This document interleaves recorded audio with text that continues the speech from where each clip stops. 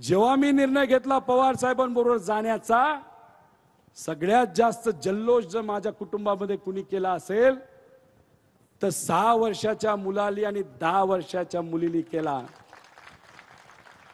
आल्या आल्या घरी आल्या गेल्या त्यांनी मला विचारलं, डॅडा तू कोणा बरोबर आहेस? आजोबा बरोबर आहेस का काका बरोबर आहे? मला 2 मिनिटं कळलं नाही की मी ह्याचं उत्तर काय देऊ आणि या कमी वयामध्ये यांना हा प्रश्न का पडला। मी त्यांना सांगितलं, नाही मी आजोबा बरोबर आहे। त्यांनी मला कडकडून मिठी मारली। त्यांनी मला सांगितलं, डॅडा तुझा अभिमान आहे, 6 वर्षाच्या मुलाला आणि 10 वर्षाच्या मुलीला जे कळतं ते 65 वर्षाच्या व्यक्तीला का नाही कळत हे मला नाही सांगता येणार। त्याच्या पुढे जाऊन माझ्या मुला मुलींनी काय सांगितलं, तू जर या वयामध्ये आजोबाला जर सोडलं असतं तर उद्या गेल्यानंतर, उद्या जाऊन 15 वर्षानंतर आम्ही सुद्धा तुला कदाचित घराबाहेर काढलं असतं। त्यामुळे मी तुम्हा सर्वांना सांगतो, आपण ज्या पद्धतीने वागतो, घरी ज्या पद्धतीने आपण चर्चा करत असतो, जो निर्णय तुम्ही सर्वजण या लोकसभेमध्ये घेणार आहात म्हणजे पवार साहेबांच्या पाठीमागे उभा राहण्याचा, हे फक्त आपल्या आधीच्या पिढीसाठी, आपल्या पिढीसाठी महत्त्वाचा नसतो, ती लहान मुलं जी असतात त्यांच्यासाठी सुद्धा महत्त्वाचा असतो। आणि हे लहान पुढच्या पिढीला, लहान मुला मुलींना आपल्याला दाखवून द्यायचंय की विचार महत्त्वाचे असतात आणि नाती महत्त्वाचे असतात।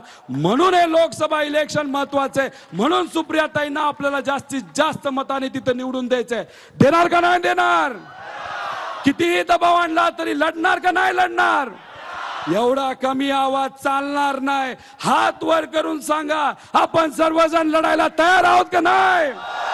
कुणी किती काय केलं, किती आवाज दाबण्याचा प्रयत्न केला, या मगाच्या व्हिडिओ सारख्या मलिदा गँगली काही नाटक केलं, किती दम दिला, त्याला उत्तर लोकसभेतून सुप्रियाताईंना जास्तीत जास्त लीड देऊन करणार का नाही करणार? बारामतीकरांना मला फक्त एकच सांगायचंय, सगळ्या तालुक्यामध्ये स्पर्धा लागली, तिथे असणारी स्वाभिमानी जनता 1 नंबर लीड सुप्रियाताईंना द्यायला तयार आहे। इंदापूर तयार आहे, पुरंदर तयार आहे, दौंड तयार आहे, तिथं बोर आणि सर्व इतर तालुके तो मतदारसंघ तयार आहे, खडकवासला तयार आहे।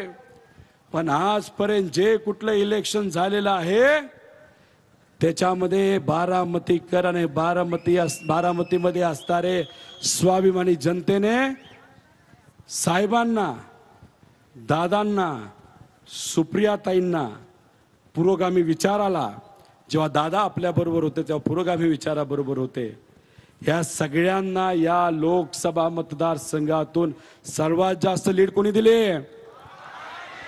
मग बारामतीकर आपल्या खांद्यावर मोठी जबाबदारी आहे का नाही? नक्की का?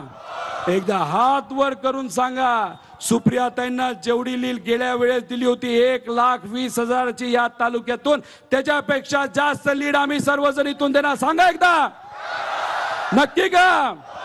सुप्रियाताईंना 2019ला कोणाच्या विरोधात तुम्ही लीड दिली होते? भाजपच्या विरोधात। अजितदादांना विधानसभेमध्ये तुम्ही कोणाच्या विरोधात लीड दिली होती? 1,65,000चे।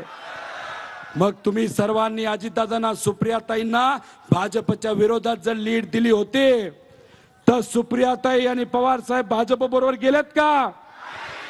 मग दादांनी निर्णय जो घेतलाय तो स्वहितासाठी आणि स्वतःचं साम्राज्य टिकवण्यासाठी तिथं जर घेतला असेल, पण तो निर्णय घेत असताना ज्या स्वाभिमानी जनतेने भाजपच्या विरोधात दादांना 1,65,000ची लीड दिली होती, दादांनी निर्णय घेत असताना इथं असणाऱ्या स्वाभिमानी जनतेला विचारलं होतं का मी भाजप बरोबर चाललोय?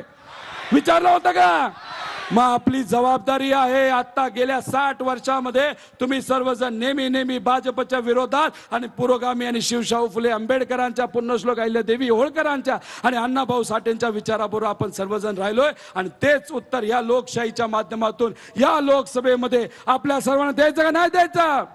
आणि तुमच्या सर्वांचे नातेवाईक ज्या ज्या तालुक्यामध्ये ज्या ज्या मतदारसंघामध्ये जसं डॉक्टर अमोल कोल्हे असतील तिथं माढा असेल नाही तर नगर दक्षिण असेल तिथं सुद्धा आपल्या सगळ्यांना आपल्याच विचाराचा प्रचार करायचा तो तुम्ही करणार का? तर मग माझं भाषण झाल्यानंतर एक खास नेत्याकडनं सुप्रियाताईंना एक शुभेच्छाचा संदेश आलेला आहे. तो संदेश आपण एकदा ऐकूया.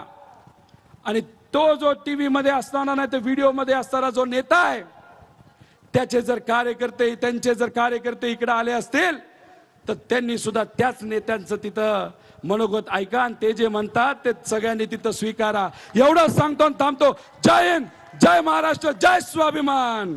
यानंतर महासंसद रत्न भाजपचं मेन टार्गेट या महाराष्ट्रामध्ये या लोकसभा मतदारसंघामध्ये कोण आहे? मग या लोकशाहीच्या मार्गातून सुप्रियाताईंना 3-3.5 लाखाने निवडून देण्यासाठी आपण सर्वजण प्रयत्न करणार का? अरे अजून एक